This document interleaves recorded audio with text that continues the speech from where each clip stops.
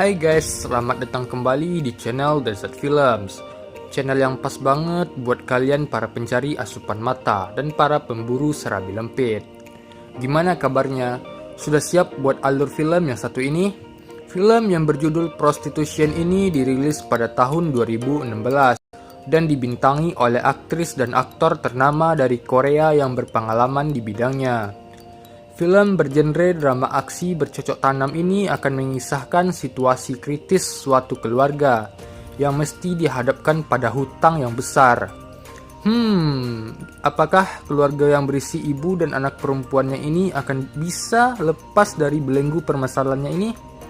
Ataukah ada hal-hal ekstrim macam obral serabi lempit demi menemui jalan terang? Tetap waspada dan jaga diri guys. Buat kalian yang penasaran, rilekskan pinggul kalian dan duduk manis. Gue puterin dulu intronya.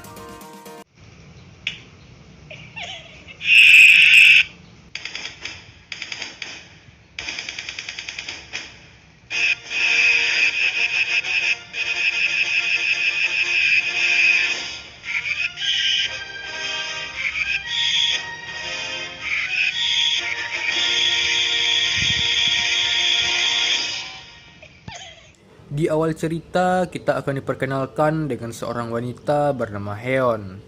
Dia adalah seorang ibu yang hidup bersama putri sematawayangnya. Heon mengurus warung nasi padangnya sendirian. Heon ini adalah strong mom guys, yang mesti mengurus anaknya karena si suami sering berpergian jauh terus-terusan. Semua hal-hal berat dilakukan Mama Heon demi Haeji, anak perempuannya yang amat dia cintai. Suatu hari, Haeji menanyakan pada ibunya itu di manakah keberadaan sang ayah yang udah lama banget gak pulang-pulang. Sulit bagi Mama Heon untuk menjelaskan pada anaknya karena ia pun gak tahu apa yang sebenarnya terjadi pada suaminya. Tetapi selang beberapa lama, rumah ibu dan anak itu didatangi oleh debt collector yang sangar-sangar. Ternyata itulah alasan sang suami atau ayah Haeji menghilang dari peradaban dan minggat ke sana kemari. Ayah Haeji memiliki hutang 5 miliar dan gak pernah punya itikat baik untuk menghubungi tuan yang kepada dia berutang. Sehingga hari itu debt collector datang untuk menagih, bahkan berusaha menyita aset-aset berharga yang dimiliki keluarga Heon,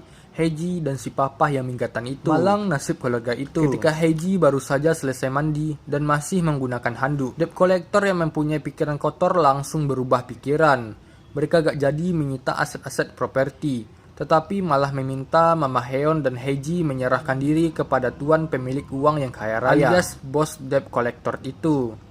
Karena tekanan yang amat berat, Mama Heon terpaksa datang ke kantor Pak Bos pemilik uang itu. Bos itu bernama Bos Seo. Dia sengaja mengundang Mama Heon untuk menegaskan otak kotornya yang kemarin sudah tergambar dari kelakuan anak buahnya. Gini guys, kalau dilihat dari wajah Bos Seo, amat sangat familiar itu gak lain dan gak bukan ya tujuan utamanya ya pasti cocok tanam dan pergenjutan duniawi. 5 miliar gak seberapa, yang penting rudalnya bisa merajalela. Dengan segera kita akan menyaksikan Bos Seo yang sengaja memasukkan obat tidur ke dalam minuman Mama Heon. Perlahan tapi pasti, Mama Heon meminum air itu dan gak berapa lama matanya terasa amat berat dan ngantuk. Adalah suatu kesempitan dalam kesempatan. Dengan menggunakan prinsip tersebut, Bos Seo langsung menggenjot dan melakukan cocok tanam terhadap Mama Heon. Kira-kira 3 jam aksi itu terjadi dan lalu Mama Heon siuman.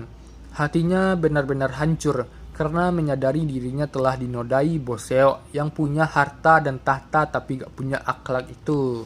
Kelakmetan Bos Seo makin menjadi karena aksi cocok tanam sepihak itu gak dinilai sebagai bagian pelunasan hutang. Malahan dia membuat kontrak baru di mana kesepakatannya adalah Mama Heon dan Haeji harus melayani Bos Seo selama papa minggatan gak bisa kembali dan melunasi hutang. Suatu pilihan yang berat bagi Mama Heon dan Haeji yang masih belia itu. Tapi kerasnya hidup harus dijalani guys. Hari itu Haeji memberanikan diri memenuhi panggilan dan datang ke resto terkenal milik Bos Seo. Sudah dapat dipastikan segala cara dilakukan Bos Seo laknat pemburu serabi lempit yang gila itu. Anak di bawah umur dibawa ke kamar tertutup dan diberi ramuan khas para pemburu. Gak anak gak ibu, Bos Seo menyikat habis Haeji dengan aksi cocok tanam dan pergenjotan duniawi. Setelah puas melancarkan aksinya, Bos Seo pergi meninggalkan Heiji dalam keadaan menyedihkan, sambil meminta anak buahnya gantian merudal serabi lempit Heiji. Suatu kabar baik bagi Heiji. Anak buah Bos Seo yang bernama Mindo itu masih memiliki hati. Heiji ditenangkan dari tangisnya, dan diajak keluar dan dihibur sebaik dan seramah yang Mindo bisa. Mindo menghantarkan Heiji sampai ke rumah, dan ia mengatakan bahwa ia turut prihatin terhadap tragedi hutang cocok tanam yang terjadi di keluarga Heiji ini. Badai kelihatan mereda, tetapi aksi gila Bos Seo kembali terjadi. Dia ditelepon oleh pamannya, dan ia menawarkan Mam Heon untuk memuaskan pamannya yang juga adalah member pemburu serabi lempit. Sementara Heiji dimintanya sebagai kupu-kupu dini hari untuk resto laknat yang ia miliki. Sedih melihat Mama Heon dan Heiji yang dalam kondisi demikian, dan itu juga dirasakan Mindo meski ia bekerja untuk Bos Seo. Dia sengaja memberikan sedikit uang pada Heiji supaya bisa tetap hidup bersama ibunya. Kepahitan bagai sinetron dengan adegan nongas nangis terus kembali terjadi, guys. Bos Seo makin ganas dengan memungkasi semua agenda kotornya dengan menyerahkan Heiji pada pamannya. Heiji bingung bukan kepalang dan curhat kepada ibunya. Semua benar-benar dalam kondisi tertekan, sehingga Mama Heon hanya bisa bersedih. Keesokan paginya, Heiji dan Mama Heon harus menanggung beban dan ketakutan, karena Bos Seo dan gengnya datang bersama pamannya. Paman laknat dan mesum ini bernama Sugianto. Dialah otak dari segala dana serta kekayaan ternama di kota itu, yang berarti termasuk atasannya si Bos Seo ini. Setelah merangsak masuk dan berdiskusi sejenak dalam kepasrahan yang berat, Mama Heon dan Heiji harus bersedia bercocok tanam dengan rudal keriput milik Paman Sugianto yang mesum itu. Rencana berjalan dengan cukup lancar, sampai akhirnya suara hati kebaikan dari Mindo yang sejak tadi ada di luar langsung berteriak. Mindo masuk paksa ke kamar aksi cocok tanam itu dan mencekik Paman Sugianto. Karena Mindo sejatinya benar-benar punya hati, bahkan meletakkan cintanya pada Heiji. Karena kejadian itu, polisi terpancing menyelidiki gerak-gerik orang dan perusahaan Paman Sugianto serta Bos Seo.